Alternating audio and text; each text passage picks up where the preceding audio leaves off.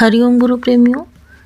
दुनिया में जो सबसे बेशकीमती चीज़ है वो है किसी का प्यार।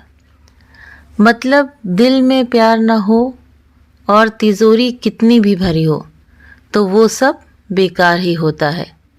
तो गुरु कहते हैं कि तुम फिक्र से खाली होकर रहो और मैंने तुम्हें सिखा दिया है, गुरु ये कहते हैं।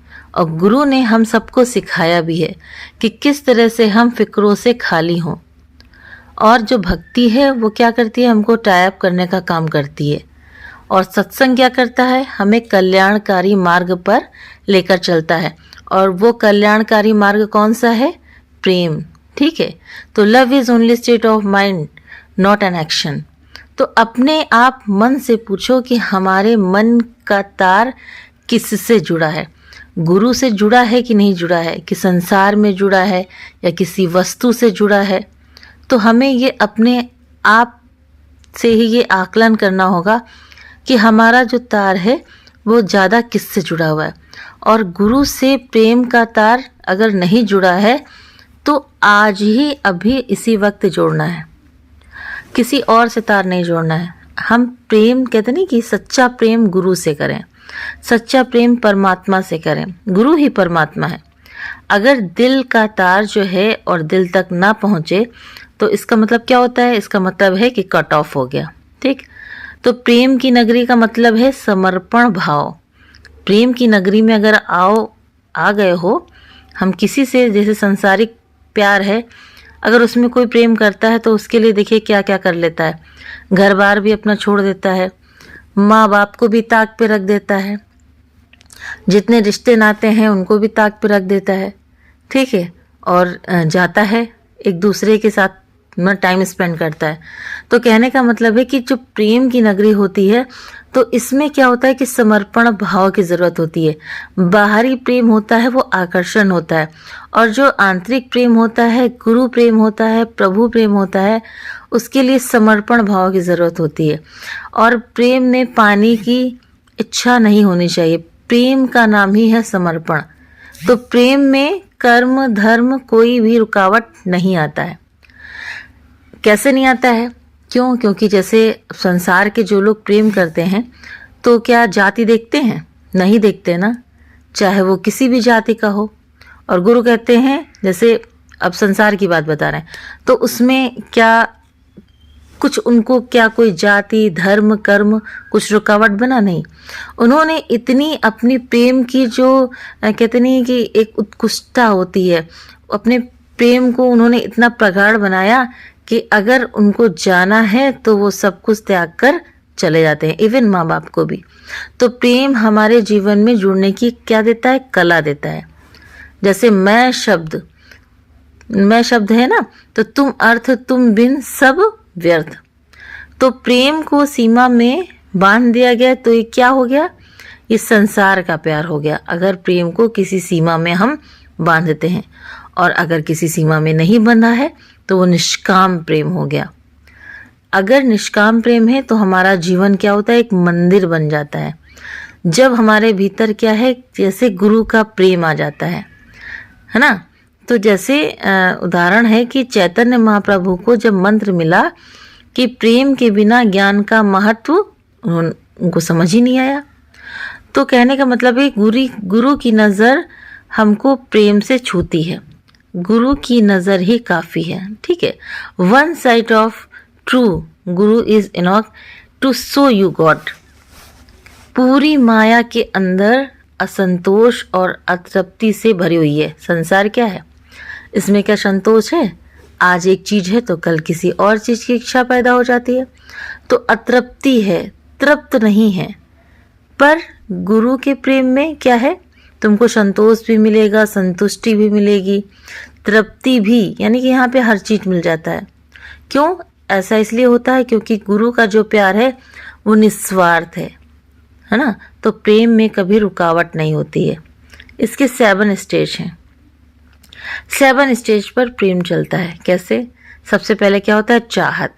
हाँ, तो पहले क्या होता है? चाहत पैदा होती है। किसके लिए? गुरु के लिए। क्यों? क्योंकि गुरु सबसे अलग है ना। तो जब हम गुरु की नज़र में आते हैं तब क्या होता है, सबकी नज़र हम पर पड़ती है कि नहीं पड़ती है, अपने आप दिल से पूछिए। जब हम गुरु के साथ होते हैं, गुरु का ज्ञान पाए, गुरु का ज्ञान ही अभी आप किसी उससे जो बहुत ही ज़्यादा प्यासा हो, कहते नहीं कि जिसको बहुत तड़प हो किस चीज़ की, अगर आप जाते हो ज्ञान सुनाते हो तो उसको कितनी तड़प मचती है गुरु से मिलने की, गुरु के वचनों की सुनने की, है ना। तो कहने का मतलब है कि जब गुरु की नज़र में आते हैं तब सबकी नज़र हम पर पड़ती है। और गुरु के प्रेम ने ही आज हम लोगों को इतना, मतलब कहते नहीं कि आपको किस चीज़ की कमी है, ना अंदर से ना बाहर से। जो लोग हमें नहीं जानते थे, गुरु की कृपा से सब जानते हैं, हाँ, वरना संसार में बहुत सारे लोग रहते हैं, ठीक है। तो हमेशा हमें क्या है, गुरु की नज़र में बने रहें। कैसे बने रहें, मतलब ये नहीं कि आओ इस तरह से नहीं, अनुसरण, यानी कि गुरु के वचनों का हमेशा हम रसपान करते रहें, ठीक है। तो पहला क्या है, चाहत, प्रेम की ये सीढ़ियाँ हैं। दूसरा है आकर्षण। तो गुरु के प्रेम में क्या है कि सब खिंचे चले आते हैं।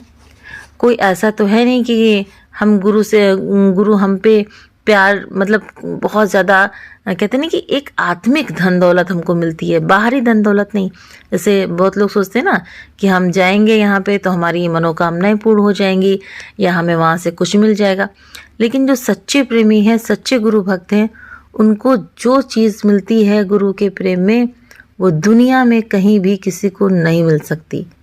आकर्षण, गुरु के प्रेम में इतना आकर्षण है कि हम खींचे चले आते हैं। कैसे खींचे चले आते हैं कि सत्संग जाना है तो चाहे बारिश हो रही हो, चाहे ओले गिर रहे हो, चाहे जितना जाड़ा हो, चाहे जितनी गर्मी, धूप की तपन हो, लेकिन हमारे मन में ये चलता है ना कि सत्संग है भाई, जाना है, ठीक है। तो ये होता है आकर्षण, कि हम गुरु के प्रेम में खींचे चले आते हैं। फिर तीसरा पॉइंट है इसका, इश्क, ठीक है। इश्क में कोई भी शक क्या होता है, नहीं होता है ना। जो इश्क करता है उसको कोई शक नहीं होता है। अगर जैसे संसार में कोई किसी से इश्क करता है, अगर थर्ड पर्सन बोलता है आकर के कि वो ऐसा है, वो बहुत शैतान है, ठीक है, वो सही आदमी नहीं है या सही नहीं है, ठीक है, तो इस पर क्या विश्वास करता है जो किसी एक दूसरे से इश्क करता है, ठीक है। तो कहने का मतलब है कि गुरु कहते हैं कि इश्क ऐसा कीजिए, कैसा, मीन जैसा, यानी कि मछली जैसा, जो बिना जल के तड़प तड़प के मर जाए। मछली है, बिना पानी के नहीं रह सकती है। श्याम तुम होंगे, शमा काफूर हो जाऊंगा मैं तेरे इश्क में फना हो जाऊंगा, यानी कि मिट जाऊंगा। फिर है अकीदत। अकीदत का मतलब होता है इज्जत। ये उर्दू लफ्ज़ है, ठीक है, इसका मतलब होता है इज्जत। तो गुरु के प्रति भीतर में आदर सम्मान, बाहर से आदर सम्मान तो करता है हर कोई, लेकिन ठीक है, लेकिन अंदर से, कहते हैं कि भीतर से तुम्हारे आदर सम्मान गुरु के प्रति निकले। इबादत यानी कि पूजा। कैसे गुरु पूजनीय हो जाता है, तो इतना अंदर में आप इतनी इबादत की, गुरु के बिना मैं कैसे किसको पूजूं। अब हमारे हर देवी देवता, हर मतलब वो उनसे देखो, देवी देवता देव, इन सब से गुरु कहीं कहीं कहीं ऊपर है, ठीक है, उनका कोई मेल नहीं है। कहने का मतलब है कि उनकी कोई बराबरी नहीं कर सकता है। तो गुरु के समान ना कोई दूसरा है जहान में, नहीं है। तो गुरु की हर बात को हम अपने सिर माथे लगाएं, हमेशा करते जाएं, और अपने को इतना हल्का महसूस करें, इतना हल्का बनाएं कि हम सबकी पसंद बन जाएं। कैसे? जब हम गुरु की बातों पे चलेंगे, गुरु के वचनों पे चलेंगे और गुरु की हर बात को अपने सिर मत्थे लगाएंगे। फिर है जुनून। जुनून मतलब एक पागलपन, दीवानापन। गुरु भीतर में आपके दीवानापन पैदा करता है। तभी तो लोग बारिश, सर्दी, गर्मी नहीं देखते हैं, चले जाते हैं ना। जिसको एक लगन लग जाती है गुरु की कि हमें भाई गुरु से मिलने जाना है, गुरु के मतलब बाहर से नहीं, अंदर से। गुरु शरीर रूप में आए या ना आए, सत्संग में बैठे ना बैठे, कहने का मतलब है ऐसे सोचते हैं लोग, लेकिन गुरु सत्संग में हाजिरा हुजूर रहते हैं वो पल पल हर बच्चे को अपनी इकलौती औलाद की तरह प्यार करते हैं। आपके पास जो कुछ अगर प्रॉब्लम होती है तो कैसे सॉल्व होता है? गुरु घट घट वासी है ना, सब जानते हैं ना, तो सब प्रॉब्लम देखिए आपकी वो समझ जाते हैं। तभी तो आपको वहाँ से एक कहते नहीं कि एक जब आपके अंदर कोई प्रॉब्लम आती है ना तो उसका निवारण कैसे मिल जाता है? इसलिए मिलता है क्योंकि गुरु जानते हैं ना कि आपके पास क्या प्रॉब्लम है। तो जो गुरु के दायरे में आ गया वो दुनिया के दायरे से क्या हो जाता है? दूर हो जाता है। फिर है फना। फना मतलब है बचना ही नहीं है, यानी कि एकदम मिट जाना है। तो गुरु का प्यार कैसे है? ओशंस ऑफ लव, ठीक है, यानी कि एक झील की तरह है। उसी प्रेम में हमें क्या होना है कि फना हो जाना है, मिट जाना है। समर्पण भाव से क्या करना है कि अपनी मैं को हमें मिटा कर ही दम लेना है, मिटा देना है। कभी भी बनने की कोशिश ना करें। गुरु कहते हैं कभी भी बनने की कोशिश ना करें। जो फना होता है वो बनता चला जाता है। जो गुरु के ऊपर मर मिट जाता है, गुरु कहते हैं गुम होके देखो तो, सिवा करतार के सिवा सतगुरु के और कोई है ही नहीं। तो तुम संसार के प्रेम में नहीं, गुरु के प्रेम में फना हो जाओ, यानी कि मिट जाओ। प्रेम में शुद्धता होती है, सच्चाई होनी चाहिए, जैसे कि आर पार देख सके, एक जैसे ट्रांसपेरेंसी होती है ना, तो उस तरह से होना चाहिए। तो गुरु के पास आकर के क्या करो कि कुछ नहीं करना है, सिर्फ उनके ज्ञान को हमें क्या करना है? कैच करना है। ज्ञान को पढ़ाया नहीं जा सकता है, ज्ञान तो हमें अपने आप, कितनी गुरु बताते रहते हैं, आप उसको अर्जित करो। गुरु जैसे बता रहे हैं ना, उस तरह से आप उसको अपने रहणी में लाओ। जैसे कि नदी जहाँ जहाँ जाती है तो क्या करती है? वो तरावट देती है ना, सबको तरावट देती जाती है। तो प्रेम को भी अपने हम दरिया दिल बनाएं, यानी कि प्रेम जो है उसको, उसका सौदा नहीं करें। जैसे कहते हैं ना कि दुनिया में अगर भाई हमने उसको इतना चाहा, उसने हमको दगा दे दिया, दुनिया का प्रेम ये होता है। लेकिन कहा नहीं कि गुरु का प्रेम तुमको तरावट देता है, और प्रेम को अपने दरिया दिल बनाए। और जैसे मोह वैतरणी नदी है ना, तो ये जकड़ने का काम करती है, ये नदी का नाम है। और प्रेम क्या होता है? इससे छुड़ाता है। तो गुरु का जो इश्क है वो अंदर में आ जाए तो क्या होता है कि दुनिया की प्रीत उसके आगे क्या टिकेगी? वो टके पैसे की लगेगी। हमको लगना चाहिए। तो दिल देना किसी एक को, मंदिर का प्रसाद नहीं जो बांट दिया हर एक को। क्या लाइन है ना, बहुत प्यारी लाइन है ये, कि दिल देना किसी एक को, मंदिर का प्रसाद नहीं जो बांट दिया हर एक को। और दिल तो अमानत है किसकी? सतगुरु की, दर दर पे रुलाया नहीं जाता। तो गुरु का कहना है, ठीक है, कि वैलेंटाइन हमेशा खुश रहना सीखो। खुश रहोगे तो सबको खुश करके रखोगे, और अगर दुखी रहोगे तो सबको दुख करके ही रखोगे। तो कहते नहीं कि ये हमें आकलन करना है अपने आप से कि हम कितने दीवाने हैं गुरु के, और वो हमारा दीवानापन सच्चा है कि नहीं। ऐसा तो नहीं कि वो ऊपर ही ऊपर हो।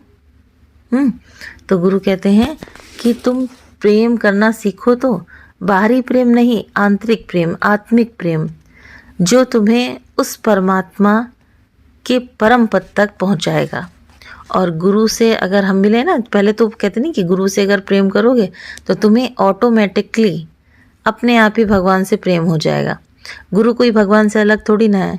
गुरु जैसे हम बाहर जाते हैं, ठीक है, मंदिर मस्जिद जाते हैं, तो हम उनमें भगवान देख लेते हैं, उनकी कैसे पूजा करते हैं, कैसे आरती उतारते हैं, करते आए हैं ना अभी तक। तो एक उनसे क्योंकि पहले जैसे हमें बताया गया था कि इनसे हमें डर लगता है, अगर हम ऐसा व्रत नहीं करेंगे, ऐसा इनकी पूजा नहीं करेंगे तो वो हमसे रुष्ट हो जाएंगी और हमारे साथ अनिष्ट हो जाएगा। लेकिन गुरु ने क्या बताया? गुरु ने कहा नहीं, ऐसा नहीं है। तुम सच्चा, मतलब कहने का मतलब है कि जैसे एक इसमें वर्ड आया है फना। फना मतलब बचना ही कुछ नहीं है। इसीलिए गुरु के प्रेम में हमें फना हो जाना है, समर्पण भाव देना है, और अपने को, अपनी क्या क्या फना कर देना है? अपनी मैं को फना कर देना है। तो सच्चा प्रेम हमें करना आना चाहिए।